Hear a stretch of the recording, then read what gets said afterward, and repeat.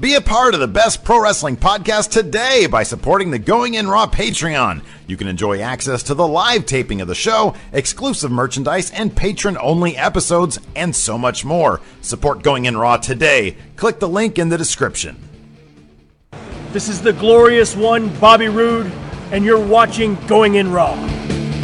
Hey, friendo, Steve here. And Larson. And welcome to Going In Raw, the only pro wrestling podcast you can be listening to right here at youtube.com/Steve and Larson, and available wherever fine podcasts are.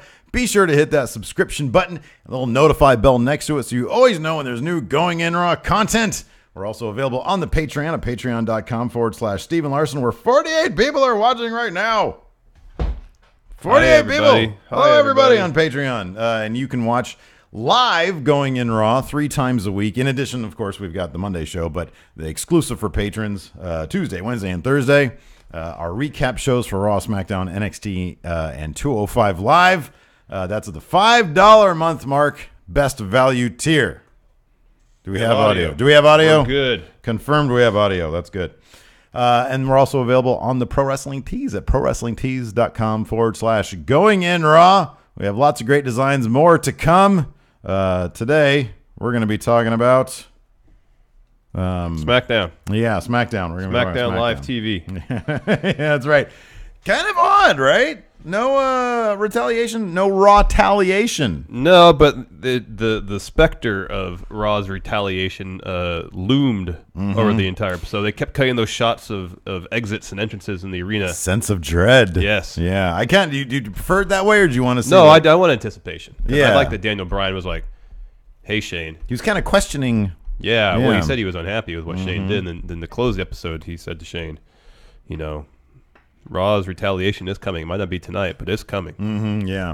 And it's not going to be good." I feel like they could have upped the drama a little bit because they were getting kind of goofy with it. Like, for example, when the New Day saw that the table raw fruit with raw fruit, that's kind of cheesy. Yeah. I wish there was a bit more of a sense of dread.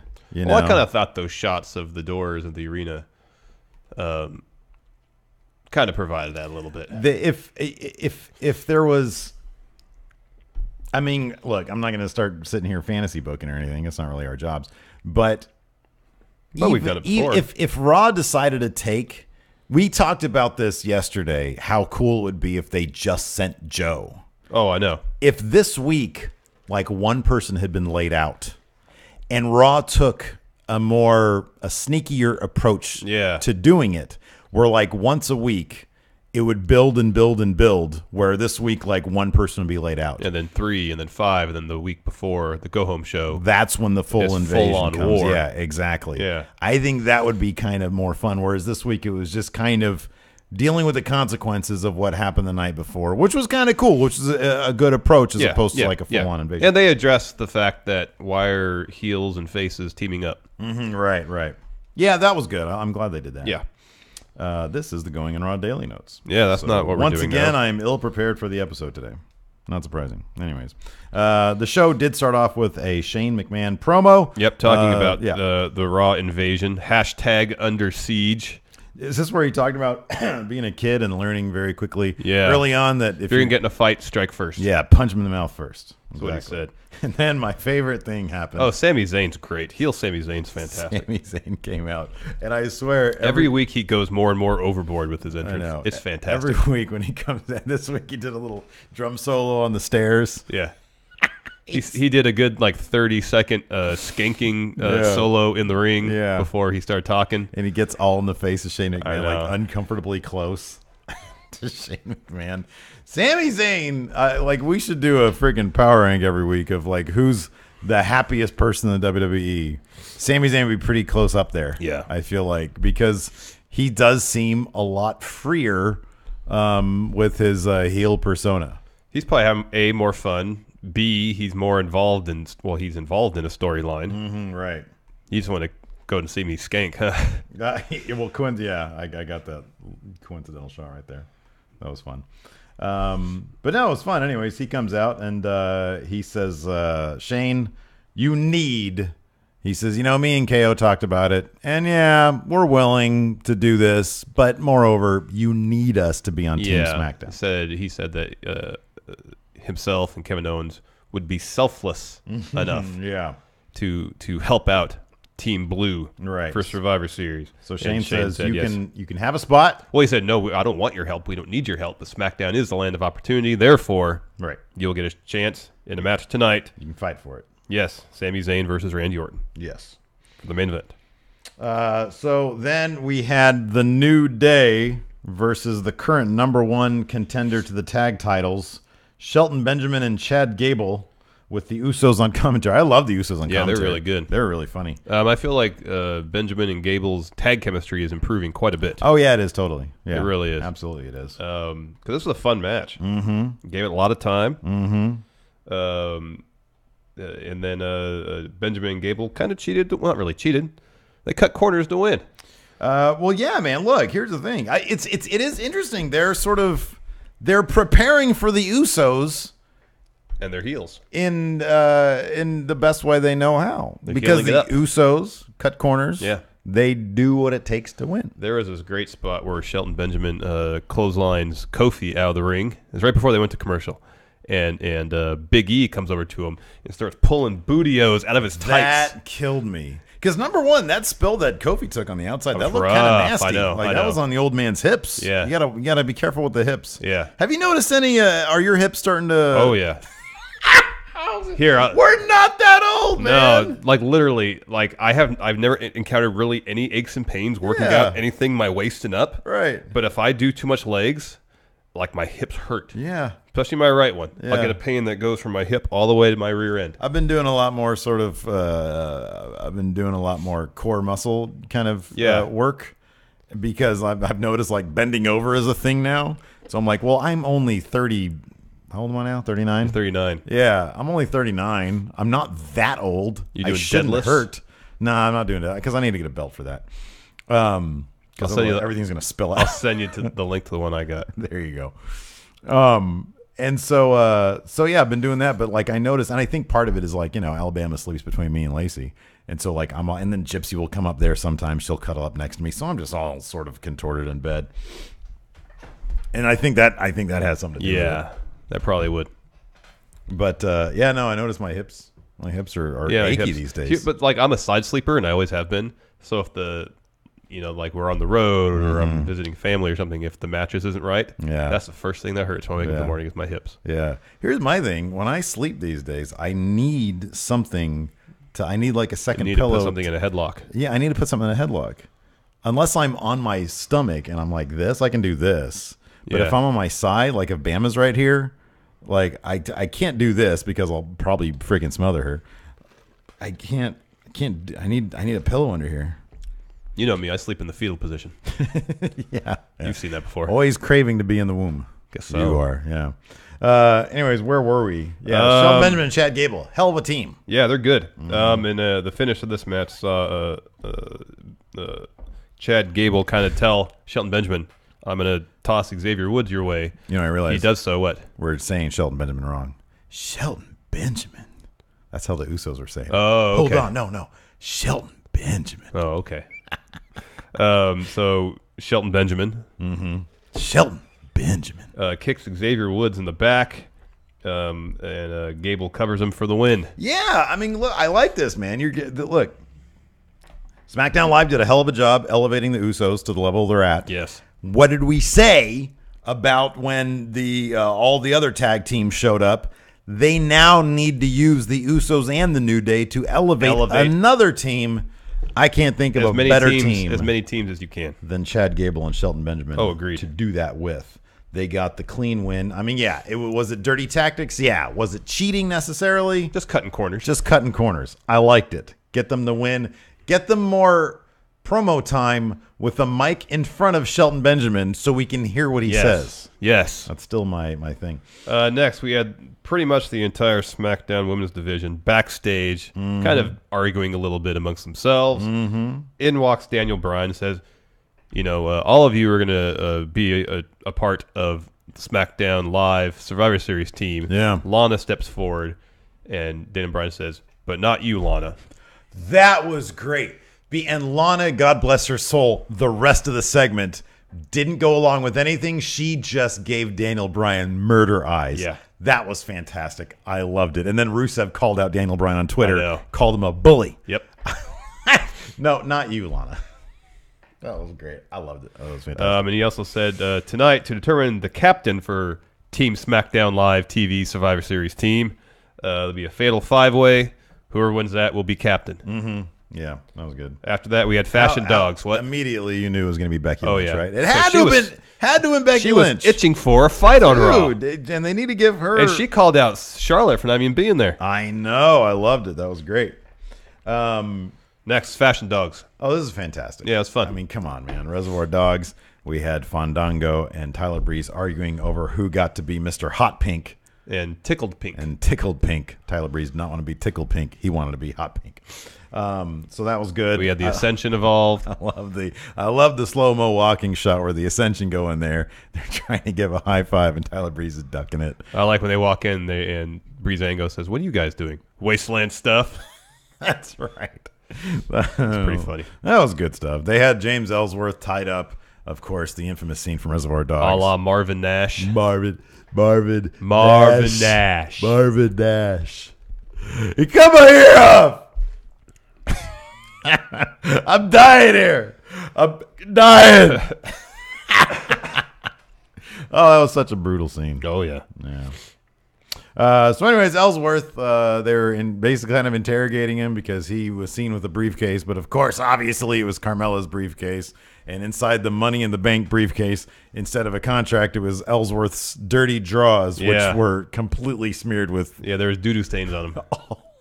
A lot of doo-doo stains. All over. Like, how was that censor safe? How was that standards and practice okay? I feel like it literally showed a skid mark. There was a lot of poop on those... There was a lot. On that underwear. And they made it look very much like actual skid marks. I know, and then Fandango, after Carmella and Ellsworth leave, he just puts that underwear on his shoulder.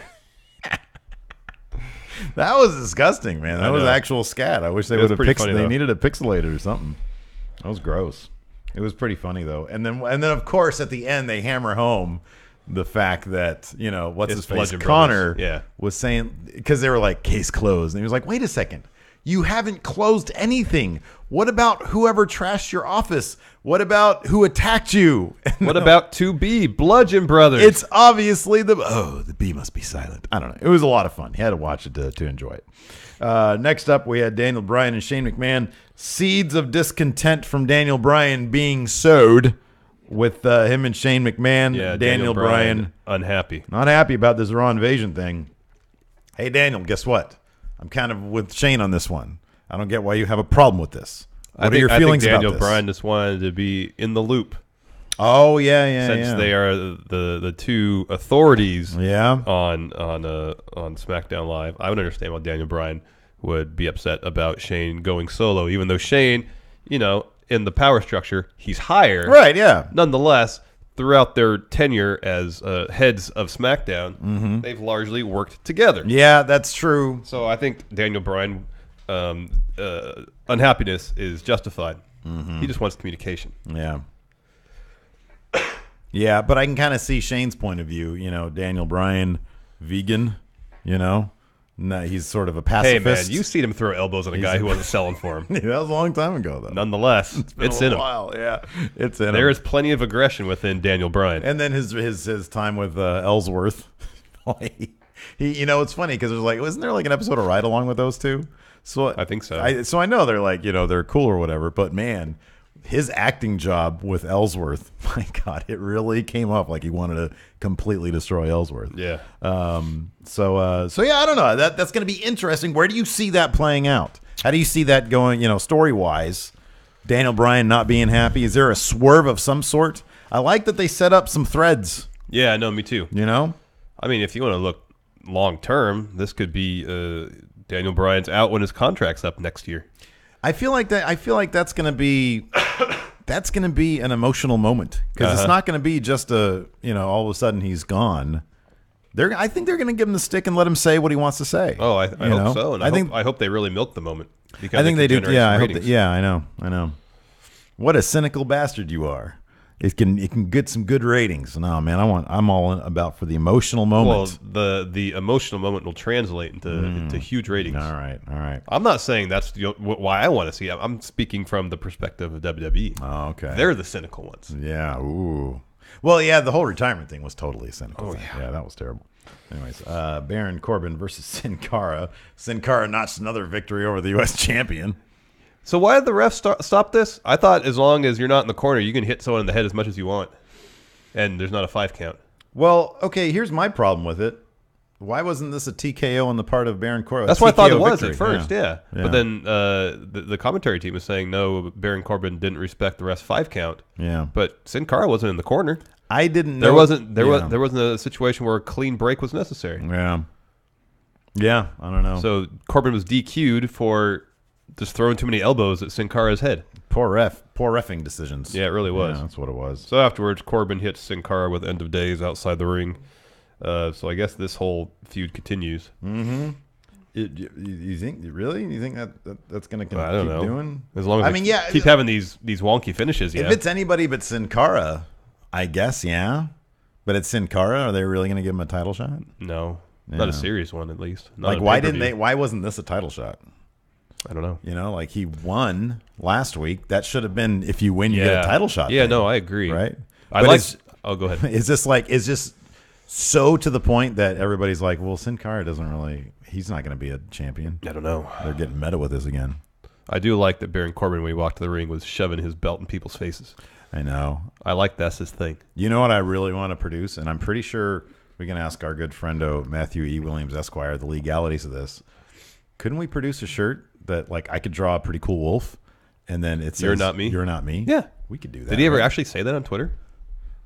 No. Okay, then yeah. Although I feel that'd be a huge get if, like, we got him on camera saying, "You're not me," and this is going in wrong. Yeah, that'd be great. That'd be great. I mean, yeah. There's no problem with that. Yeah. I don't see why there would be. Maybe I'll do that. Yeah, that's a good idea. Could you imagine if, like, a ton of people showed up at SmackDown with that shirt? That'd be great. Like, I don't really care about the money. I want him to see it the shirt. and see if he gets it.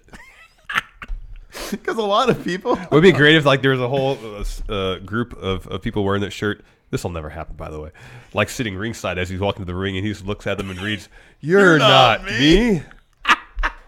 Looks at the camera confused. How do we get that to happen? I mean, all we need is, like, some friendos that are going to be there ringside. I'll for you. Look, man. Yeah, we'll pony up for the shirts. If any friendos are going to be at SmackDown ringside, DM us a copy of your tickets so we know you're on the level. And I'll be on the honor system with our friendos. Yeah. I trust them. We'll send out some shirts. Just give us enough warning. Yeah. That'd be hilarious. Anyways. Yeah, Matthew Williams says right here, that shirt could work. No issues. Yeah. There we go. We're in the clear, man. All right, we're in the clear. We'll do it. Next, we had Sunil Singh take on AJ Styles before the match, Singh brothers, in response to Paul Heyman saying they ripped off his gimmick. Mm-hmm. To introduce Jinder Mahal. Jinder dropped a promo responding to Paul Heyman's criticisms. Yeah. Do you still think he has a chance of winning that match? Yeah. I think there's a chance he's going to sneak this one out. Nothing to the contrary has. I'll put it this way. I think there's a chance. I think there's a chance for either that to happen or your way. Well, of course there's a chance, but I think the greater chance is that Brock wins in about 8 minutes. Look, whenever there's the opportunity for WWE to go the obvious route, they're going to go the obvious route. However, I don't see a lot of upside to Brock squashing Jinder. I don't think it's going to be a squash. And I don't know if it's in his character to have a good showing against Brock Lesnar. I still maintain that. No, I understand that. There's but especially in advance of the tour of India, give him a good showing against Brock. Yeah. Like, have him hit a Colossus, Brock kicks out. Hey, you know what I thought this week? And then the Singh brothers get involved. Brock dispatches of them, F5 pin. You know what I thought this week? Watching Jinder come out. If everything had gone down with Jinder the way it has over the past 6 months or so? Yeah. But he wasn't champion. What a great way to build a guy to become champion. I know. You know? I know. It's kind of a bummer they didn't invest some time in building him up before putting the belt on him more. Right. Because I think he's still kind of dealing with the perception that he's just the jobber they put the belt on. Because nobody would ever consider that run, but without the title involved, as him being shoved down our throats. No. Because nobody would ever suspect that Jinder would be the guy that Vince... There would never be anything that said, oh, yeah, Jinder is totally Vince's boy. I'm thinking of the Roman parallel, obviously. What a great build that would be. You know, this guy sneaking out all these wins against top quality opponents that you always think would win. Yeah. And then, when he goes for the title against whoever would have it in the meantime, let's say they just kept it on AJ or whatever. Yeah. Or Randy. Or Orton, yeah. Or Orton, yeah. I don't know. I just think that'd be... It'd be a more interesting story. Yeah, what a great way to build a guy. Yeah. But I agree. He's champion, though. So people are like, oh, they just put the title on him. India, et cetera, et cetera. So anyways, I don't know. So, I think there's a possibility he's going to sneak out a win. I still say that's more in keeping with this. If they want to be consistent with his character, I think that a sneaky win, either a sneaky win or getting squashed by Brock are the two options that they have. I think they could find a middle ground where he thinks he's going to get a sneaky win, but then Brock kicks out of the Colossus. Mm-hmm. I feel like a lot of Brock's matches from here until Mania are going to be structured the same as the Samoa Joe one, the same as the Braun Strowman one, where his opponent is giving it to him for a good portion of the match. In the end, it's almost like a desperation F5. He wins. Okay, well, if you let's take that last match with Jinder versus Shinsuke, where Jinder went over relatively clean. Yeah. But the Singh brothers were giving Shinsuke some fits. Yeah, and then they got ejected from ringside, and that it wasn't so much the Singh brothers directly distracting; it was the ref tossing them out that was enough of a distraction. So Shinsuke couldn't win because he had given Jinder a Kinshasa, was trying to pin him, but the ref was busy with. If you swap out Shinsuke for Brock and Brock just kicks out of the Colossus, I guess that's a way it could go. Yeah, that's exactly what I'm saying. But I'm not talking about you made it sound like you were talking about Jinder having a good showing in terms of him being almost the equal to Brock, but not quite. I think a good showing for him is hitting a Colossus and giving people the idea that, because they booked the Colossus really strong so far. Yeah. No one's kicked out of it yet. Yeah. So if he hits a Colossus on Brock, granted we know he's not going to win. It puts the idea in the mind since it's been booked so strong that, dang, he could have this, whether it means the Singh brothers getting involved or not prior to that. Mm-hmm. So, I mean, in my mind, it could go down like a lot of his other matches where the Singh brothers get involved, he hits the Colossus, and Brock kicks out. Or he has a decent enough showing where he hits the Colossus, kicks out, then the Singh brothers get involved. Yeah. Either way, they can do it. Either way, it's not Jinder getting squashed in 2 or 3 minutes. Yeah. Either way, it's a strong enough showing for him where he can lose. He doesn't look necessarily weak, and the belt doesn't look weak. Yeah, if they do that, that's fine. I mean, I could see that happening. Let's see here. So yeah, I like the promo card for this too. So my knock, it wasn't really a knock, but my thing about the Bollywood boys during their time in NXT was they look so good natured. Yeah. And in the little promo card they had, I should have loaded up into the Elgato in the stream deck here, but the little it was prominent Sunil. And then in the background, what's the other guy's name? Samir and Jinder back there. And Sunil still looks so good natured. He just has such a kind face. Yes. It just doesn't. There's nothing threatening about it. Jinder's still delivering his promo. AJ interrupts, or his music does. The hell was that shirt he was wearing? Yeah, he's doing like a red camo type thing. Yeah. Weird camo pattern type thing. Yeah. Not into it. Be honest with you. Not into it. He's still one of the best in the world. Oh, he is. So he walks down the ring before the match starts. Mike Chioda tosses Jinder from ringside. You're out of here. So Jinder's not there. Samir Singh tries to interfere on his brother's behalf. To no avail. It is very fast. Yes, Sunil taps out to the calf crusher in about 2 minutes. Yeah. Basically, AJ used Sunil to... He throws him into Samir while he's on the apron. Into Samir, yeah. Follows it up with the calf crusher. Yeah, they're getting really good at selling each other when they are being used as weapons for each other. Yeah, against each other. So that's going to be a thing with Brock, I think. He's going to be throwing them into each other a lot. Swinging them at each other. German suplexing both of them at the same time. You really think that's going to happen? Yeah, that's going to happen. That's probably going to happen. Although I feel like that's not a big deal. Like I feel like I could German suplex both. Maybe he'll F5 both of them at the same time. There you go. That's kind of a big. And after he does that, Jinder can hit the Colossus. Brock kicks out. F5 win for Brock. Yeah. After that, Sami Sami Zayn Zayn was backstage in the locker room, taping up his wrists. In walks Kevin Owens, who is back from his leave. And they talk for a bit, saying that if Sami wins and Kevin wins, it won't be Team SmackDown for Survivor Series. It'll be Team Kevin and Sami. And Kevin corrects him and says, "You mean Team Sami and Kevin." Yeah. And then he walks off, and what does Sami say? He says, "What a guy." Yeah. Oh, man. Next up, we had Daniel Bryan, Jinder Mahal, and the Singh brothers all backstage. And Jinder basically offers up the other Singh brother, Samir, this time next week for AJ Styles. And what does Samir say? He says, it's going to be phenomenal. And Daniel Bryan just says, he used that joke last time. Next up, we had the women's Fatal 5-Way. All the women came out participating in this match. And then Natalya walked into the ring. The ring announcer said, Women's Champion Natalya. And that was it. Yeah. Yeah, weird. It was a little awkward. Yeah. Decent enough match. It was all over the place. Yeah, I like when they do these all over the place matches. They're kind of fun sometimes. Yeah. Like Lana got like freaking destroyed by Charlotte. She like rammed her into the barricade. Yeah. In the end, Carmella tapped to the disarmer. Yeah. Becky Lynch is your captain of Team SmackDown Live. Look at me. I'm the captain. Becky's the captain now. I know. I tweeted at her. I said, "You're the captain now." Oh, you did? With that gif. Oh, good job. Sad she didn't like it though. And then I think that's when it was either during this match or right after that I put up our going in Raw poll, and I realized I'm like, you know what? I think that's why we do pretty decent here on the show, because it kept on. It was at 50-50 essentially the entire time. I was hoping it was going to stay at 50-50 the entire time, because I think that's the perfect result. I know. I agree with that.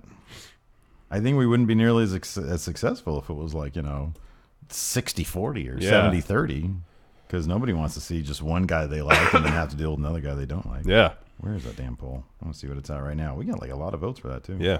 Where is it? Oh, here we go. After 2,300 votes.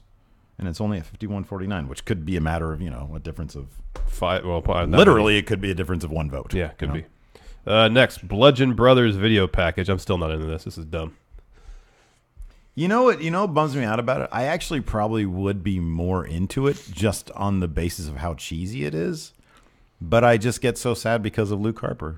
I think he realizes it's dumb. And I look into his eyes, and I think I think you're right about that. I always hear so much about how, and I mean, I've seen it, but I just also wonder how much of him haven't we seen that's really good? And then this is what they have him with. And I'm like, well, at least he's on TV, and he's going to have, they're going to give them some sort of initial push, and maybe we'll see stuff with him there. Maybe we'll see something good. Yeah, maybe. I don't know. I don't know. I'm not entirely hopeful. How'd you like this next bit? The Dolph Ziggler interview. Oh, it was fine. Where Bobby Roode smiled way too much. I know, dude. I feel like he's in like a weird smiling prison of some sort. Like he has to, like they're making. Why does he have to wear the robe all the time? I don't know, man. When he wears it and it's not in an entrance, I'll go back to this because this happened before. When he goes out there and he drops it at long promo in robe, when he just is backstage in robe, it looks like a bathrobe. Yeah, it doesn't make any sense. I know, it doesn't make a lick of sense. It was great when he wore a suit, except when he had a match and then he wears robe. I know. Where's the suit? Maybe he had a dark match later in the night, so he just got ready. Yeah, that could be. But he looks like $1 million. But you still have the entire 205 Live taping to get changed. I don't know. They probably want him to wear the robe. I know. That's exactly what it is. They want him to wear the robe. Yeah. They love the robe. They love the glorious thing. They want him smiling for some reason. I don't get it, dude. It obviously does not fit who he should be. No. I mean, I'm not even saying, hey, he's got to be a heel. I'm saying he should probably be a tweener. He should at least have a character. He should be, yeah, I know. Which he doesn't have. He's just I don't know. He seems so adrift. It's so beneath him. Yeah. You know? But I mean, like at least they didn't stumble through this promo No, together. The substance of this whole thing was good. Mm-hmm. It wasn't, yeah. Because, Dolph said, I told you so. I was better than Bobby Roode. He's nothing but an entrance. But they addressed I like that. The face-heel thing and why they're teaming up at Survivor Series or why they were willing to team up at the Raw Invasion. Yeah. And Dolph says something like, hey, just because we were, doing what we did together on Raw doesn't mean we're buddy-buddy now. Yeah. He says, I don't even use the F word. He means friend. Friend, yeah. He doesn't use the word friendo. So Bobby said, okay, in the end, let's have a match next week. Not just any match, 2 out of 3 falls match. Yeah. So that's what's going to happen. And the winner of that match is on Team SmackDown Live. Uh-huh. So Bobby Roode's going to be on Team SmackDown Live. Yeah, man, that's awesome. And we have another qualifying match next week, Kevin Owens versus Nakamura. I mean, so I feel like Nakamura is going to be on Team SmackDown Live. Yeah, I feel like it's going to be Nakamura. It's going to be. And then there's already a lot of people saying that, okay, if Kevin Owens loses, then he and Sami Zayn are going to somehow either be involved in the Raw invasion of SmackDown, cost Team SmackDown their match, Survivor Series, something like that. Such a shame we didn't get the Shield versus Kevin Owens and Sami Zayn. Is there anybody else on Raw that they could potentially... I mean, you're probably right. They're just not going to be involved in an actual match, but they'll be involved somehow. Yeah. Can't keep them off. No. And could you imagine if the entire SmackDown brand had heat with Owens and Zayn? Oh, that'd be great. That seems to be the way that they're going with that, Yep. you know? Yep. Oh, I love it. That's fantastic. It'd be very good. Wow. And that takes us to our main event, Sami Zayn versus Randy Orton. Decent enough match. Yeah, I mean, this is what you sort of... I like it now that we're getting a different... Sami Zayn is so good that he changes what he does in the ring. His entire character, including what he does in the ring, has been changed due to this heel turn of his. Yeah. And so it gives us a fresh take on Sami Zayn. Yes. And, I mean, Randy Orton is Randy Orton. I feel like Randy Orton is just this... I don't know. I still just feel like what... The Randy Orton role... It's just this weird, like, I don't know. It could be taken by somebody else who has more of a career in front of them than behind them. Potentially, yeah. You know what I mean? Like, I don't know. It's just, I get that his name has so much legacy behind it. It's got so much weight behind it. He still gets a pop when he so, comes out. Yeah, he does. And so when Shane McMahon says, well, your match is against Randy Orton, okay, that gives the heel a reason to freak out about it, you know? Yeah. I just feel like that could be somebody else. You know, I don't know. I just feel like he's taking up space, and there's no reason for it. I don't know. Anyways, yeah, Kevin Owens came out, so he was there. That was cool. I mean, we saw him earlier, but he runs out to ringside and distracts Orton, and gives Sami Zayn an opportunity to roll Orton up. And Orton kicks out at 2. Right. Owens hops on the apron again, but this time just distracts the ref. Orton pulls a Yano. Yep, low blow on Zayn. And then he stares at Kevin Owens while he gives Sami Zayn an RKO. Yeah. Picks up the win. Yeah. And so Randy Orton is your team on your team's SmackDown. And also at the end, you have Shane and Daniel Bryan talking again about the imminent invasion of Raw to SmackDown and how SmackDown better be ready. Yeah, I just felt like there could have been a little bit more drama behind that aspect of things, a little bit more weight to the sense of tension. Yeah. But whatever, it was fine. It was good. Like have some people staring at the door waiting for something to happen. Some foreboding music, maybe. Yeah, something like that. Someone build a barricade. Yeah, whatever is the most cheesy, then that's good. Did you ever see this before? The Jeff Jarrett's shoot promo on Raw from when he came back to the WWE in '97. It's so bad. Because I was looking for pictures for non-news yesterday, and I found this one of Jeff Jarrett, and I was like, what is this from? And it was just really bad shoot promo thing that he did when he came back in '97. And apparently it just did him zero favors whatsoever. Wow. Yeah. Anyways. Let's answer some questions. Let's answer some questions from the Patreon on our Patreon thread at patreon.com/Steve and Larson. We've talked about this before. Fat Bastard Champ Alex Foster says, in kayfabe, how does one accept an open challenge? It's whoever gets to gorilla position first, right? In my mind, there's an announcement made backstage, and then a mad scramble to gorilla. Mad scramble. Anytime a mad scramble takes place, then I'm all for it. And like there's like a on deck circle or something like they have in baseball. Right. And whoever establishes their position in that on deck circle first answers the challenge. I like it a lot. That's good. In my mind, that's how it works. This is good. Nathan Ragland. Sami Zayn seems drunk now when he does his entrance. What other superstars would you like to see do their entrance sarcastically or drunk? Bobby Roode. Yeah. I'd like to see that.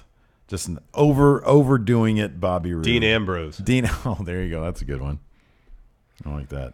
Roman Reigns, because if he was drunk during his entrance. It would be kind of like when he came out for the Raw after Mania. But it would have to be his entrance through the crowd. Yeah, he'd stumble down. No, he'd roll. He'd stumble and then fall down the you go. stairs and do a full roll. Why did freaking 2K Games take the stumble and roll out of Oh, that's a bummer. out of the custom entrances? Damn it! The Nightcrawler. Hey, friendos. Power rank. Power rank. Some matches that aren't AJ versus Nakamura that you like to see main event WrestleMania. One he'd like to see is AJ versus Cesaro. That would be solid. Yeah, that'd be great. That'd be really cool. Finn versus Nakamura.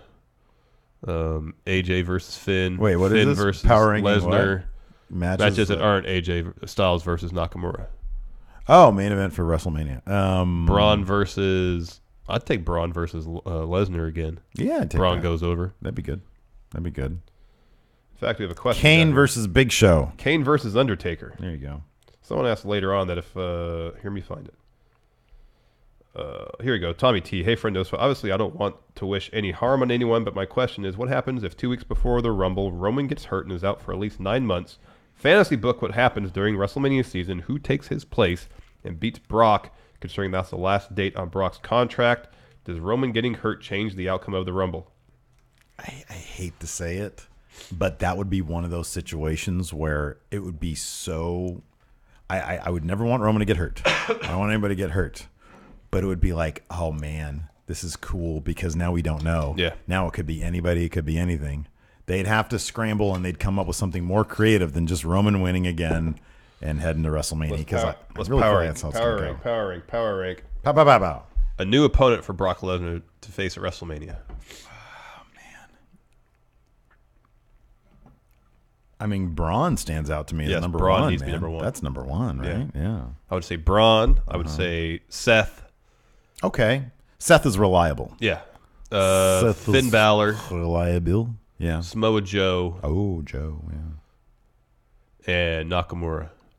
I know he's on the other brand, but still, make it all happen. great There's answers. a way. All great answers. Yeah. Any of those would be awesome replacements. Mm-hmm. Adam Cole. Yeah, there you go. You love Kenny it. Omega. Adam Cole, yeah. Tanahashi. Cody Rhodes. Okada. Let's see here.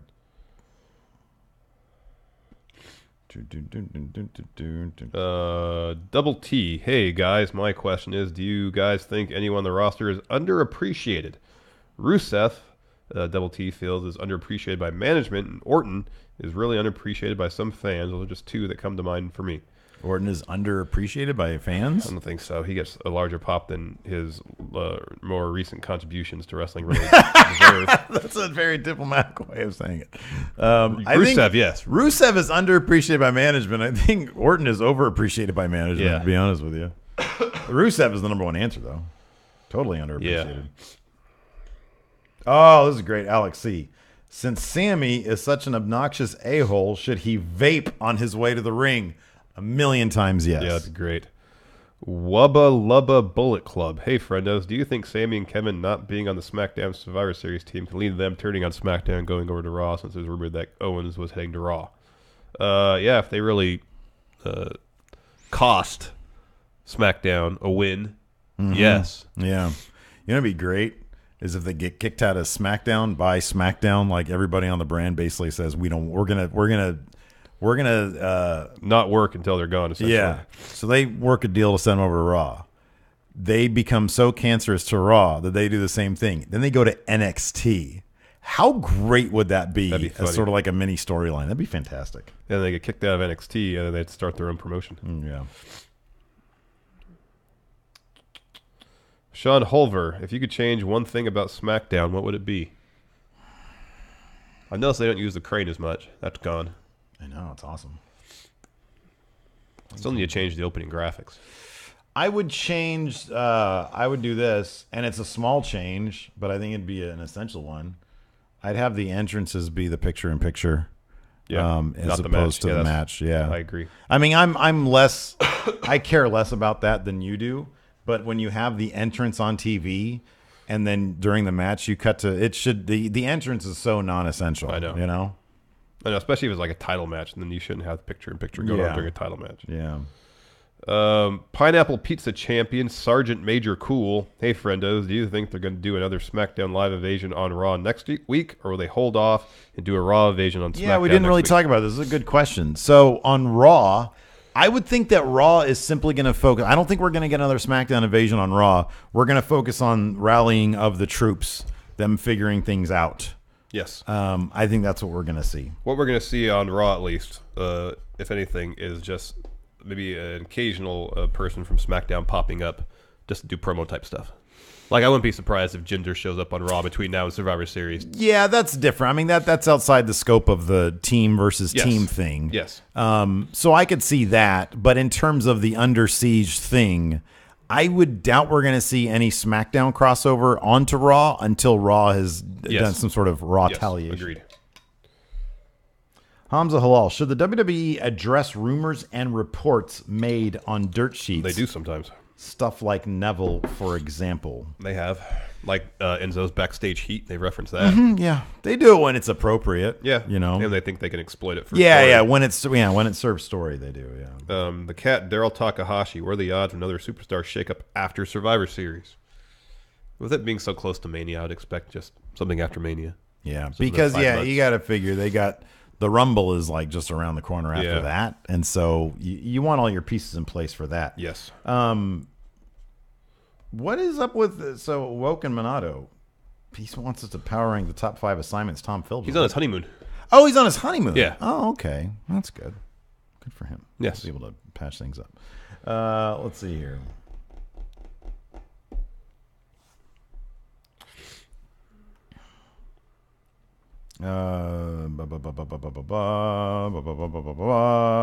Nate Morris. Do you see any belts changing hands before Survivor Series to change any of the matchups? Nah, probably not. If that was in the plans, they would have done that before the matches were made official, you know? Yeah. I think. Low-level rider Carlos Hackworth. What's up, guys? Hi, Carlos. Hello. Do you think there are any call-ups for the Survivor Series teams? If so, power rank. Power rank. Which NXT superstar should be on the teams? Let's say there's one NXT superstar on each team. Yeah. Drew McIntyre goes to Team SmackDown Live. Oh, then Raw has no chance. And then Raw gets Aleister Black. Roderick Strong. Fade to Black. No, not Adam Cole. Baby. You love Adam Cole. By the way, you can find us on the Twitter. Oh, yeah. Joy. I forgot to do this at the beginning. Yeah. Joy this is my Twitter handle. That's his Twitter handle. That's Steve's. This is mine. The channel one. Conglomerated. We have another one. It's at Steven Larson, but I don't even know why that exists anymore. Because it has 41,000 followers. Yeah, I know. Might come in handy someday. I know. I feel like most of those followers are just followers of 10 for the win, though. Yeah, probably. Yeah. Do you guys think that Carmella might cash in at Survivor Series? What a great question. I think it's a possibility. Yeah, it's a possibility. I think it's more likely in her cashing in than any of the times you said she's going to cash in. Really? Yeah, I think it's more likely. She's been eating a lot of losses, and usually that's a precursor to a cash in. Cash in, yeah. All right, you ready for trivia? Yeah, let's do trivia. Let's do trivia. I'm going to be honest with you. I can barely breathe right now, so you might have an advantage. I am barely breathing. My name is Larson. Let's start with attitude. I'll start. Okay. Big events, Attitude Era. Yeah. I'm starving right now. Oh, you didn't have lunch, did you? No, I didn't. What did I have for breakfast? Oh, I had Eggos for breakfast. How many? 4. Okay. I told you used to eat an entire box for breakfast in high school. No, man. I'm 8 so of them. tempted to do that. You know what I'm going to have this Sunday? Kind of cheat day-ish. I'm going to have a whole rack of cinnamon rolls. Wow. That sounds amazing, doesn't so it? good. The big old gallon of milk. For the first 5 years it aired, SmackDown was on what night of the week? Friday. Nah, man, Thursday. It changed to Friday Yeah, when I think it went to Sci. No, that was ECW. I thought it was Thursday. No, it was on Sci-Fi for a while. I thought. Was it? I think so. Or is that just ECW? I thought SmackDown was too. Big event. There's a storm coming. Which of Mick Foley's personas faced Triple H in a street fight for the WWE Championship at the 2000 Royal Rumble? Cactus Jack. Uh-huh. Championships. Okay. Attitude Era. At In Your House Breakdown, what 2 superstars pinned Steve Austin simultaneously, leading to the WWE title being vacated? Undertaker and Kane. Very good. Championships. Who defeated Kurt Angle to win the WWE Championship in the main event of WrestleMania 19? WrestleMania 19. I'm going to say Brock Lesnar. Yeah. Okay. You almost broke his neck. Yeah. Superstar bio. Yeah. Kurt Angle doused the members of the Alliance with a hose from what type of beverage truck? Milk. In August of 2001. Superstar bio. What SmackDown diva in late 2002 married Al Wilson, the father of fellow diva Tori Wilson? Oh, man. Oh, that was a good net crack right there. Sounded good. Yeah. What year was it? 2002? Yeah.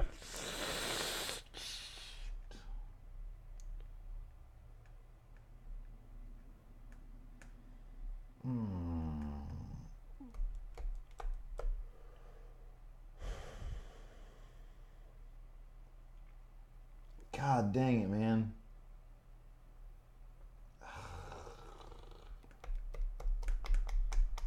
Name a diva, please. Stacy Keibler. Dawn Marie. Okay, all right. She would always do the shadiest things, man. All right, go ahead. Oh, my turn. Yeah. Modern. Big events. Who defeated Kurt Angle in a critically acclaimed interpromotional match at WrestleMania 21? That was... Who defeated Kurt Angle? Yeah. Oh.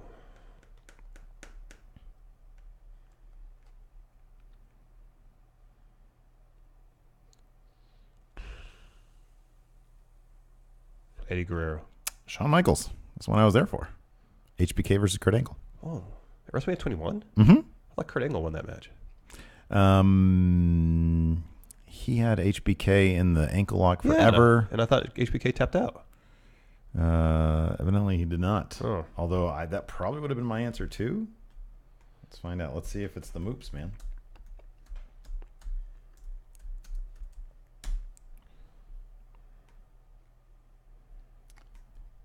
So I thought it was HBK, but... Results. Kurt Angle defeated Shawn Michaels by submission.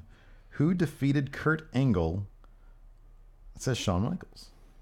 That card is wrong. Because I knew. That's what I thought. It was like 21. That's Shawn Michaels. I'm sorry. It says the moops. You could put your finger up. No, I won't. Put your damn finger up. You don't know what the freaking card is going to be wrong. That's stupid. It's a moop situation. Need the answer on the card. What diva won the WWE Women's Championship at the 2010 Royal Rumble, joining Trish Stratus as the only other 5-time champion? What year? 2010. 2010.